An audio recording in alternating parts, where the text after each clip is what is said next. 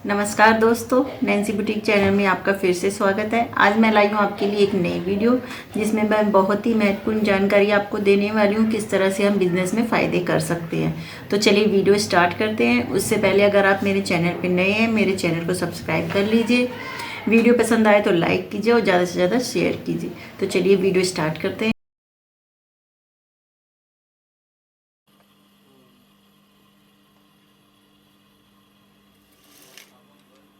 बात करेंगे बिजनेस करने के 5 तरीके कि किस तरह से हम अपने इन टिप्स को इस्तेमाल करके अपने बिजनेस को अच्छी बुलंदी पे लेके जा सकते हैं। तो सबसे पहला है कि हमें टाइम का पंचुअल होना। हमें एक टाइम की पाबंदी में रहना चाहिए कि जैसे मान लीजिए आप बुटीक खोलते हो तो बुटीक में भी जो है आपको टाइम का पंचुअल रहना चाहिए। जैसे कस्टमर को आपने अगर एक डेट दे दी है कि मुझे इस डेट में उसको कपड़े देने हैं तो आपको उस डेट पे ही उसे देना चाहिए। उससे क्या होता है, कस्टमर को भी आप पे विश्वास हो जाता है कि आप उसे टाइम पे काम देते हो।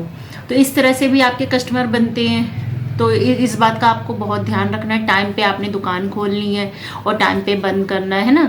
तो इन सब बातों का आप ध्यान रखेंगे तो आपका बिजनेस जो है बहुत ही अच्छा चलेगा। और दूसरा टिप्स है कि हमें काम में सफाई होनी चाहिए। जैसे कि है आप गला बना रहे हो या पोंचे बना रहे हो, है ना, तो या तुरपाई का काम है, तो इन सब चीज़ों में फिनिशिंग होनी चाहिए। कस्टमर को देखिए, अगर आप बुटीक खोल के बैठे हो तो उसमें आपके हाथ में फिनिशिंग होनी चाहिए।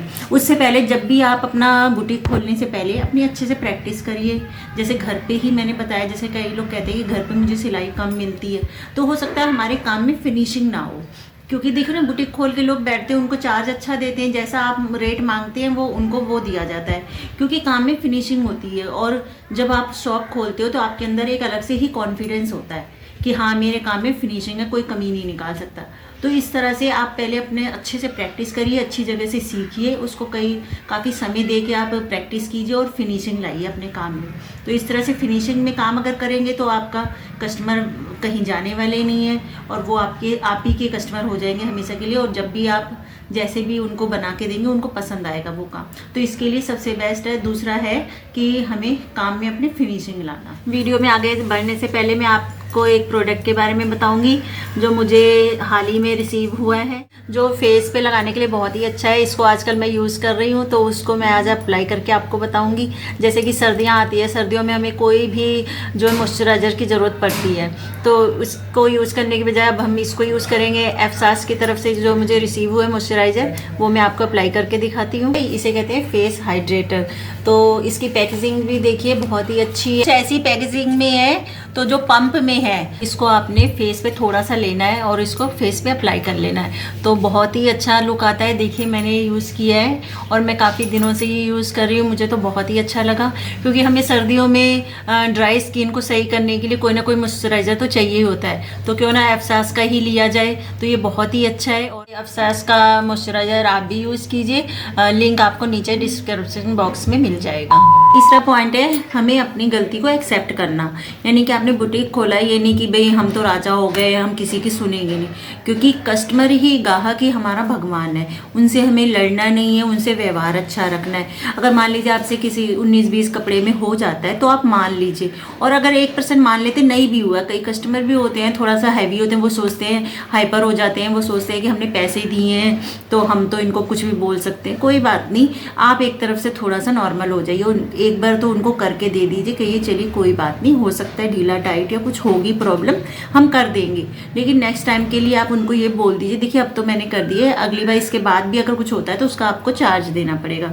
जैसे कि मैंने बताया ना कि हम लोग रसीद बुक छपवाते हैं तो उसमें लिखा होता है कि हाँ भाई, अपनी कंडीशन होती है कि जैसे इतने दिन के अंदर कपड़े उठा लीजिए, है ना, धुलने के बाद सिकुड़ने की कोई गारंटी नहीं है। तो इस तरह से 4-5 आप अपने एक वो पॉइंट बनाइए और उसमें मेंशन कीजिए रसीद बुक में, तो वो कस्टमर को भी पता होगा और उसको ये पर्ची दीजिए ताकि वो उसको रीड कर सके और उसको भी पता चल जाए हाँ भाई क्या आपके कंडीशंस है, तो उसी हिसाब से कस्टमर चलेगा। तो कभी भी आपको जो है हाइपर नहीं होना, अपने आप को कूल रखना है और व्यवहार आपका जैसा होगा ना वैसा ही कस्टमर, क्योंकि कई कस्टमर बहुत अच्छे होते हैं, मेरे हिसाब से वो ज़्यादा बहस नहीं करते।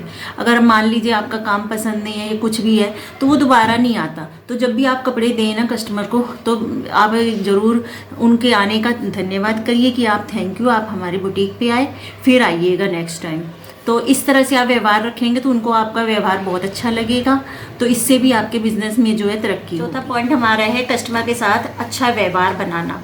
तो जिस तरह से कहते नहीं है, एक कस्टमर आता है तो 4 लेकर आता है। जैसे लेडीज़ की आदत होती है, मान लीजिए आपका काम किसी को फिनिशिंग है या पसंद आता है, फिटिंग वगैरह आप बहुत अच्छी देते हो, तो उसको सूट पहने हुए दूसरी देखती हैं, या उसकी कोई फ्रेंड होती है कहती है आप कहाँ से कपड़े सिलवाते, तो वो बताती है कि मैं इस बुटीक पे कपड़े सिलवाती हूँ। तो इस तरह से भी हमारा कस्टमर कहते हैं ना, एक कस्टमर जाएगा तो 4 लेकर जाएगा, और उसी तरह से अगर एक कस्टमर आएगा तो 4 लेकर भी आएगा।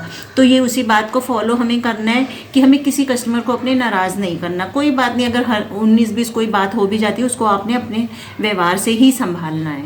अगला पॉइंट है, 5वां पॉइंट है मेरा, कि हमें नाप सही से लेना। जैसे कि कपड़े का नाप आप लेते हो, अगर वो नाप भी सही नहीं होगा तो भी आपकी सिलाई जो है बढ़िया नहीं होगी और कस्टमर अनसेटिस्फाइड हो जाएगा।